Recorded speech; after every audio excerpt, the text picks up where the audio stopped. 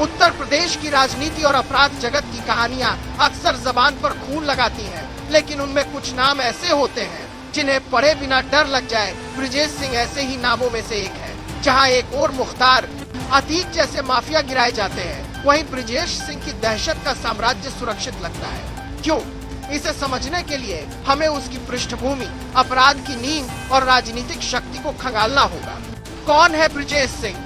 उसके आगजस की कहानी। ब्रिजेश सिंह उर्फ अरुण कुमार सिंह वाराणसी क्षेत्र से जुड़ा एक जाना माना मस्तडॉन और राजनीतिज्ञ है। शुरुआत ज्यादा फैंसी नहीं, उसकी जिंदगी ने एक डरावनी मोड़ तब लिया जब उसके पिता रविंद्र सिंह की हत्या हो गई। कहा जाता है कि इसी हत्या ने ब्रिजेश के अंदर बदले की आग जलाई।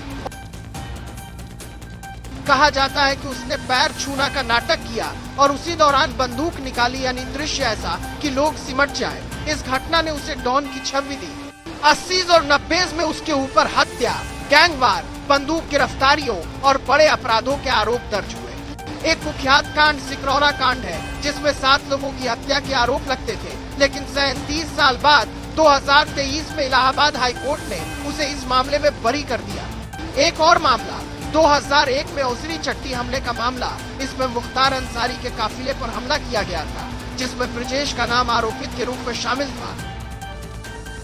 अपराध की दुनिया में कूदने के बाद ब्रिजेश ने राजनीति की दिशा ली। उसने एमएलसी बनने की कोशिश की और विजयी भी हुई। तथ्य ये है कि वह 2016 में वाराणसी लोकल अथॉरिटी से एमएलसी बने। परिवार ने भी राजनीति में सक्रिय भूमिका ली। पत्नी, भाई और अन्य सदस्यों को सत्ता से जोड़ा गया। वह जेल में होते हुए भी राजनीतिक गतिविधियों से पूरी तरह अलग नहीं रहे। उन्होंने अपने समर्थकों को राजनीतिक शक्ति में घुसने का अवसर दिया। 2008 में ब्रिजेश सिंह को उड़ीसा से गिरफ्तार किया गया। जेल में कई साल बिताने के बाद 2022 में इलाहाबाद हाई कोर्ट ने उसे जमानत दी और वह जेल से बाहर आ गया। 2023 में उसी 37 वर्ष पुराने हत्या मामले सिकरौरा कांड में हाई कोर्ट ने उसे बरी कर दिया।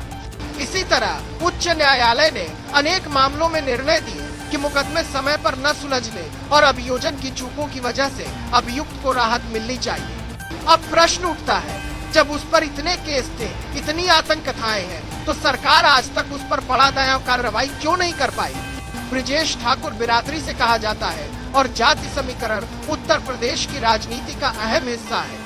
हो सकता है कि उसकी पारिवारिक पृष्ठभूमि और जातिगत समर्थन उसे रक्षा कवच दे। कई मामलों में अभियोजन पक्ष समय पर गवाह प्रस्तुत नहीं कर पाया या गवाहों ने बयान बदल दिए। अदालतों ने यह तर्क स्वीकारा कि अभियुक्त को प्रक्रिया की देरी का लाभ मिलना चाहिए। उसका नेटवर्क इतना व्यापक है कि पुलिस प्रशासन को उसी इलाके में कदम रखना कठिन हो जाता है। जमीन, धन, ठेकेदारी, राजनेता सहयोग आदि गठजोड़ मजबूत माने जाते हैं। योगी सरकार ने जिन माफियाओं पर कार्रवाई की है, वे या तो मुसलमान बाहुबली रहे हैं या ऐसे मामलों पर थे जिन पर जन दबाव बहुत अधिक था। वहीं बड़े नामों पर कार्रवाई करने में जोखिम अधिक माना जाता हो। ब्रिजेश सिंह की कहानी सिर्फ अपराध की कहानी नहीं, बल्कि राजनीति, जाति और शक्ति का संगम है। जब मुख्तार अंसारी जैसे बाहुबली गिराए जाते हैं, लेकिन ब्रिजेश सिंह टिके रह जाते हैं, तो राज्य की कानून व्यवस्था और उसकी प्राथमिकताएं सवालों के घेरे में आती हैं। क्या योगी सरकार की बुलडोजर नीति सब पर लागू होती है, या फिर उसमें चाबी उन्हें दी जाती है जो सत्ता और जाति की तिजोरी में घुसी हो?